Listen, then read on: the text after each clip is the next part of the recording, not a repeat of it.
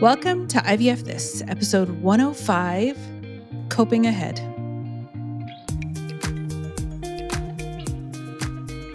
Welcome to IVF This. I'm your host, Emily Ginn. After 10 years of primary and secondary infertility due to both male and female factor infertility, I am now the mother to 3 beautiful miracles. I am married to my favorite person in the world. I'm a social worker, a life coach, and an IVF warrior. I'm here to teach you how to manage your mind and emotions during your IVF journey, to break free from anxiety and regain control of your life, even in the midst of infertility. I'm going to teach you how to say IVF this to how we think about, talk about, and experience infertility. Let's go. Hello, my beautiful friends. I hope you are all doing so well. I've got a new tool that I'm going to teach you today. I'm going to try and keep it kind of quick so that you can refer back to this as often as you need to. So I do want to mention that I have another open coaching call coming up Tuesday, February 14th at 1 p.m. Central. So that would be 2 p.m. Eastern. It's completely complimentary. You can jump on and get coached, hear someone else get coached, ask a question. If you want me to talk about something really specific, I'm all yours. You can join anonymously. You can put your name in. It doesn't matter. It's totally up to you. You don't have to register or anything like that. I want to make this stupid easy for you guys so that you can get the help or the support that you need, whatever you need in that moment. So you can find the link for the call in my social media bios. I also have an email that I send out to my list the morning of the call that has the link. So if you want to get on my email list, you can go to either my website, www.ivfthiscoaching.com, or you can go to my Instagram or Facebook pages at IVF This Coaching. Let's get to the topic at hand.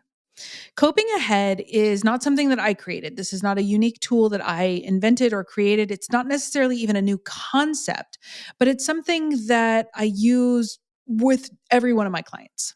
Okay. So I'm going to talk a little bit about what it is, what it's used for, and then how to use it. Right. I've also included a couple of different worksheets, a pre-coping ahead worksheet that helps you identify your current coping strategies, your positive coping strategies, and then a worksheet that will help you develop a coping ahead plan. And all of that will be in the show notes for this episode, as well as a link in my social media bio. And that is something that you can refer to. You don't have to be a client of mine to access this information. I think this is one of the most useful tools that we have in our arsenal as a coach. And so I want to offer that to anyone who wants to use it or who is available to use it.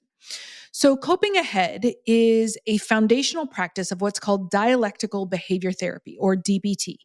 DBT is part of the third wave of cognitive behavioral therapy. It's in the same wave as acceptance and commitment therapy, which is one of the foundational principles that I use in my coaching practice. I actually have a whole podcast episode on acceptance and commitment therapy. And I believe it's called Lessons from ACT, which I talk about all of the different waves of cognitive behavioral therapy. So if you're interested in that, which I mean, who wouldn't be? Check it out. But a little bit about DBT, similar to acceptance and commitment therapy, or ACT. It was born out of our identifying limitations of traditional cognitive behavioral therapy, CBT. All acronyms today on IVF This. But DBT combines standard cognitive behavioral therapy techniques for emotional regulation, as well as some of the reality testing that helps to increase distress tolerance.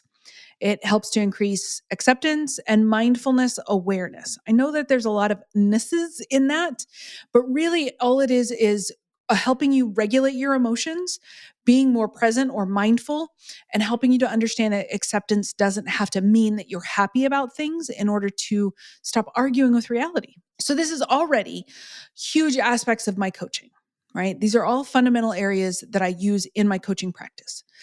But coping ahead is a skill that can help us, again, regulate our emotions by helping us to prepare to better handle potentially emotional situations. It's incredibly useful anytime you participate in a situation wherein you might have a lot of thoughts or feelings that could create worry, fear, sadness, and especially anxiety. Coping ahead is not trying to guess the future, which is what most of us do when we think we are, quote unquote, preparing ourselves for something, for anything, right? It's not a jab to those of us that do it. That's what our brains kind of want us to do, is to think through every possible scenario. But that's because our brains hate certainty.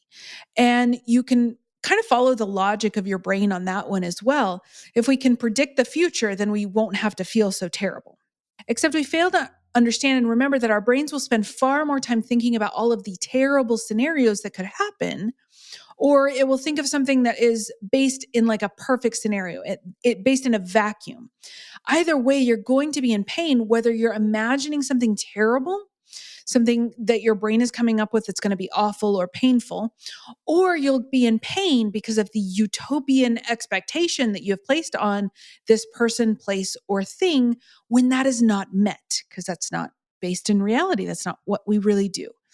So, coping ahead is much more about knowing and understanding who you are and the typical ways in which you have been triggered in the past. It's about recognizing and recalling previous situations that you have that have left you feeling hopeless or helpless, or what has led you to less desirable coping skills, which might be drinking, eating, social media-ing, anything that would be means for a distraction. We all have these types of patterns of behavior, all of us. It's not good nor bad that we do.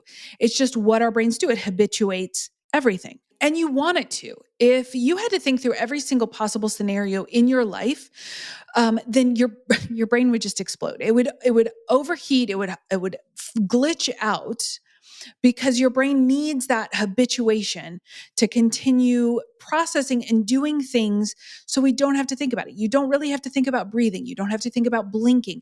You don't even sometimes have to think about when you're getting into a car driving. I know this is not like a great example because you want to pay attention when you're driving, but if it's a place you're going to all of the time, then your brain's going to kick into habitual mode. It's going to create a habit out of turn here, all of those things. And that is a really, really beautiful aspect of our brain. So we don't want to get rid of it. We don't want to villainize it. It's just something that happened. So coping ahead is the opportunity for us to use that habituation in our favor, right? It's a way for us to use those patterns of behaviors in our favor, to use it to our advantage. We use these patterns from our past and we try to cope ahead when we encounter the same or a very similar situation again at a later date. Now, is this foolproof? It may work for you some days, it may not work for you, but as always, it is an option to help you manage some of these really concerning, really potentially anxiety-ridden situations.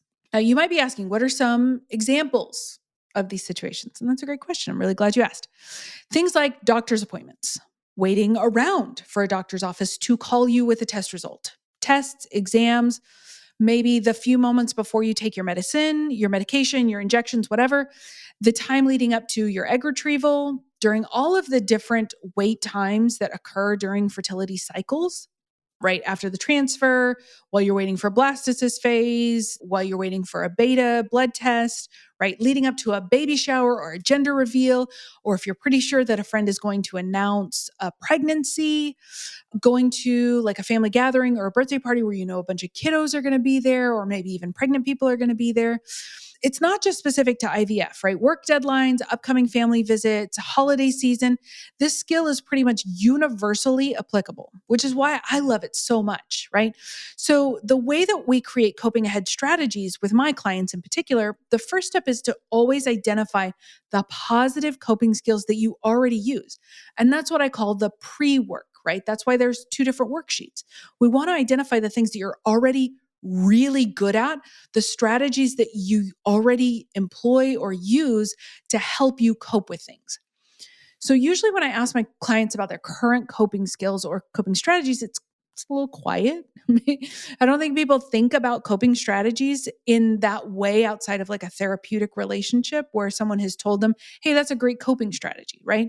So I tend to offer several examples to help generate ideas. Now, before I list the ones that I usually refer to, I want you to understand that these are a few of hundreds that people can use, right? This is by no means an exhaustive list. Another really important thing is we want to keep our expectations very reasonable. When we're considering coping skills, we don't want to say, yes, this is something I really want to do, right? Or something I wish I did more often. And it's certainly not things that you bully yourself about. So making a list of those sorts of things aren't going to help you feel calmer or more comfortable. It might even create the opposite for you if you're used to beating yourself up over them. So do things that are like an easy yes for you. So here's the things that I usually list off. Yoga. Yoga or exercise, I list exercise later, is one of those examples of like, it could be an aspirational coping skill that you have. That's not something to put on the list, right? If you tell yourself that you should do yoga 3 times a week, but you don't currently do any yoga, that's not a problem, but it's certainly not something that you're going to put on your coping ahead list because it's not an active practice that you have. Okay. Journaling, painting, being around friends and family, watching TV, working on a project like car, art, home improvement, a craft, if you love plants, something like that. Listening to music, taking a hot shower or a hot bath, cleaning something. That's actually a coping mechanism that I have. I like to clean or sometimes even rage clean. Working outside, that vitamin D, it helps really to connect you to the earth, to ground you in your body. That's a wonderful way to do it.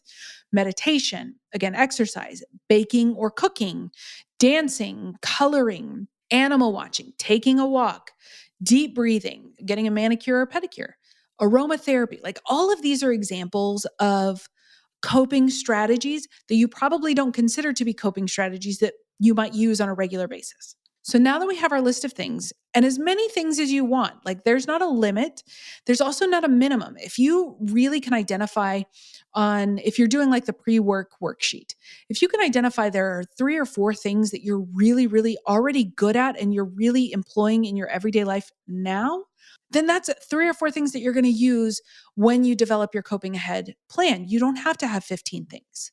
Okay. So, for instance, on my coping ahead, when I do my coping ahead pre work, there is usually exercise, being with my family, prioritizing downtime or alone time. I am an introvert, and that is really important to me. I need a lot of downtime in order to be connected with people when I am in their presence. Watching stand up comedy. It's one of my favorite things in the world to do. Laughing is a tremendously useful coping mechanism. Finding things that ignite my humor, right? Stand up comedy, I love funny TV shows. All of those are great coping skills, which we, again, don't think of as coping skills. So now that you have your list, you're going to use that to help craft your coping ahead plan. So now you're going to answer a series of questions that I created to help you craft that plan. So the first one is to describe an upcoming situation as factually as possible. Now, if you're familiar with my style of coaching, then you're familiar with this because this is something that I do and talk about regularly. I call it the think, feel, do cycle. But what kicks off the think, feel, do cycle is the circumstance, the thing that happens that gives you the opportunity to have a thought. I have an upcoming egg retrieval, right? There's not a whole lot of drama or fluff in that. And that's what you would want to put on your coping ahead plan. You don't have to add on, I'm so nervous that I won't get as many eggs as I want, right? That would be an example of the next question, but not the factual statement, right? The factual statement is I am waiting for the chromosome testing. I am about to start my first round of IVF. I'm about to do my medication or my injections. I'm about to have an ultrasound, right? That's the factual information. The next question, right? The second question that I was referring to is what are the thoughts that you can expect will come up regarding the situation or event? If we're sticking with the egg retrieval example from earlier, some examples might be I'm worried that I will ovulate early. I'm worried that none of my eggs will be mature. I'm scared that none will fertilize. I'm scared I might develop ovarian hyperstimulation syndrome, OHSS, right? All of those things, those are the thoughts that you have around the factual circumstance, the situation or event that you believe might cause you discomfort, anxiety, fear, whatever, right? The third question, which if you know my think, feel, do cycle, this is going to make complete sense, right? The third question is, what emotions can I expect to feel as a result of those thoughts? So from that list that we just described, it sounds like we're hearing or we can expect to feel a lot of worry, fear, and maybe even doubt. Doubt in the process, doubt in the person, doubt in your body, whatever, right? Now, piggybacking off of that question, what are some of the physical sensations that you can expect to feel based on those emotions? I don't know about you guys, but I'm thinking I'll probably have heart palpitations, maybe even feel like I have butterflies in my stomach. Or when I'm feeling really anxious, it's almost like a lead ball I feel in my stomach. Maybe you get hot or flushed, feel choked up, or like you're being squeezed. You want to show your brain that you are fully expecting these feelings, fully expecting these sensations when that thought will inevitably come to you, and the feeling that inevitably follows that thought, and the physical sensations that accompany that feeling, right? So it's the think, feel, do cycle over and over and over again: the circumstance, the thought, the feeling, and then the feeling, again, the sensation. The do, the part of the think, feel, do cycle, the do is what you're going to do or not do as a result of those feelings, right? So if you plan for them, if you plan to experience fear, if you plan to experience anxiety, and you've already described what that emotion is going to feel like in your body, the physical sensations that you can expect to feel, then it's not going to be a surprise. It's not going to take you out at the knees because you weren't expecting it. You weren't expecting to feel anxious when you expected to feel excited, right? You can feel both of those at the same time. In fact, there's not much of a differentiation between anxiety and excitement. Your brain interprets them the same. You have similar physical sensations when you're experiencing excitement versus anxiety. I mean, what I should say is you might be expecting them, but you're really going to come to this point where you're going to experience whatever that negative emotion or whatever you've decided is a negative emotion, you're going to experience it differently because you've already planned it. You've already expected it, right? And this is why that work is so important. You are taking back control, you are taking back your agency from these emotions that you probably felt you were at the mercy of. That's all we're trying to do. We're not trying to change your experience of an egg retrieval. We're not trying to force gratitude, or we're not trying to force optimism or trying to force hope. What we're saying to ourselves is, yeah, this is a pretty reasonable thing to be afraid of, that none of my eggs will be mature or that I might ovulate early.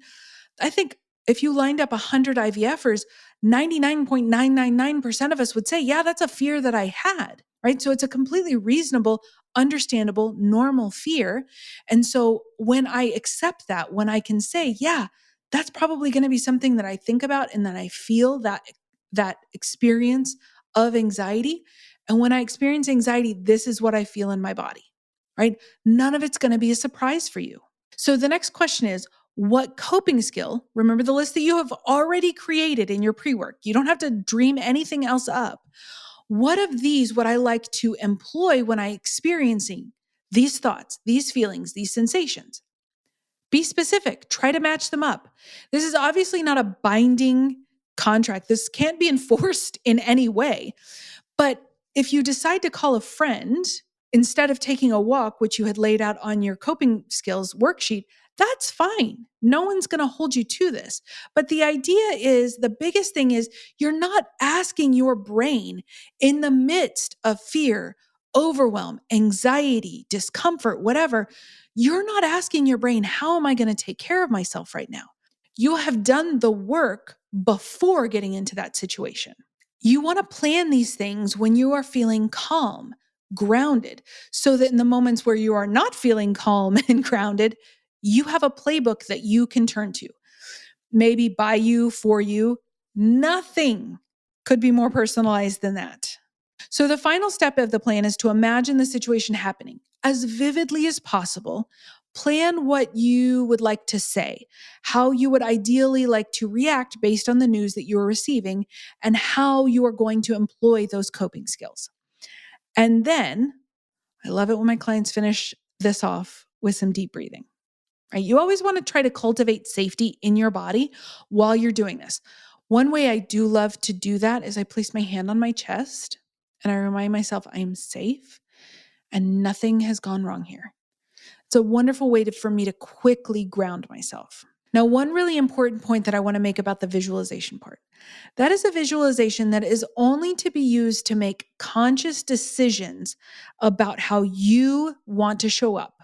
This is not a time to indulge in daydream or fantasy about ideal or terrible outcomes, right? This is not the time to build some utopian dreamland, nor terrify the crap out of yourself. Neither one. We just want to focus on what we're going to do in that moment, in that situation, in that event, whatever. If that's where your brain is going, if you start to visualize and your brain just wants to go to the worst possible scenario or into fantasy land, then that's okay. This is not a mandatory step. I want you to stop yourself because you're not going to get the benefit of that planning and that foresight if that's where your brain is going. You can try again later. It's okay. You also don't have to do it. Again, it's not a requirement, but it is a nice way to kind of really prepare yourself. But if you're not in the mental space to do it, walk away. It's totally fine. I want you to stop yourself from turning this moment where you're supposed to be focusing on how to take care of yourself into an indulgence, right? Your playbook is built in right here.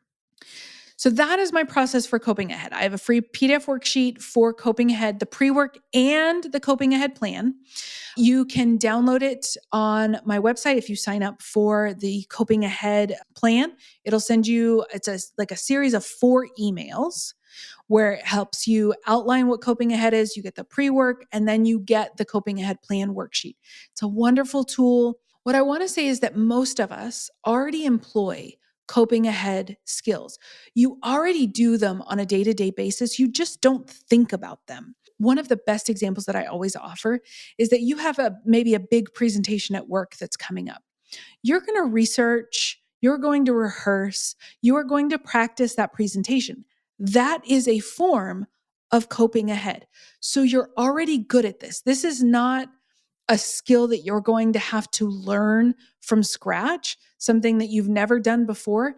It's just labeling the thing that you already do, right? I promise you that coping ahead is one of the absolute best strategies that I have that I use with my clients to help them manage this kind of roller coaster of this entire process. And that is what I want for each and every one of you. So get the PDF. Have this on repeat. I will talk to you again soon. Have a beautiful week. Thank you for listening to this week's episode of IVF This. If you like what you've heard, click subscribe and follow to make sure you don't miss an episode. And if you want to learn more, head over to www.ivfthiscoaching.com to learn how to work together.